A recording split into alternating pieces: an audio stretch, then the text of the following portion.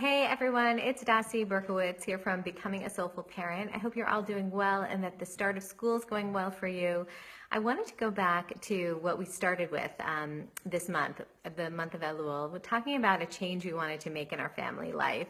Some of you wrote in about wanting to put your cell phones down when you came into the house, or dancing more, or giving your kids the benefit of the doubt, and I really appreciated all your comments.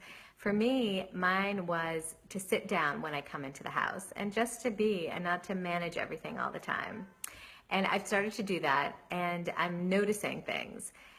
One thing that's kind of coming to my mind is an amazing metaphor that Rav Shneur Zalman of Liadi writes about this month of Elul, where he talks about Hamelech b'sadeh, that the king is in the sadeh, or in the field. And to take this metaphor, to broaden the metaphor, I think about it as that to have the possibility of experiencing majesty, the majestic, or the spiritual in the sadeh, right? Like in your living room and at your kitchen table and in your kids' bedrooms or where you work, or just that the possibility for immanence and connection to majesty and the transcendent is really very palpable and very real this month of Elul. And I want to think about how to take advantage of that. So for me, after I'm sitting down yesterday, I have to kind of tell you what happened, how the evening unfolded. So there was a huge row in my family, a huge fight between two of my kids. One owed another one money, the other one wasn't making good on their promises, and they were totally fighting, spiraling out of control. I'm telling you, there were threats. It was not a pretty picture. And there was a moment when I looked at all of them and I said, I am going to bed. And I was about to head into my bedroom and just hide, honestly, because I didn't know how to handle it. And at a certain point, I took a deep breath and I came out and I called a meeting and I, talked to all my kids about what I expected from each of them.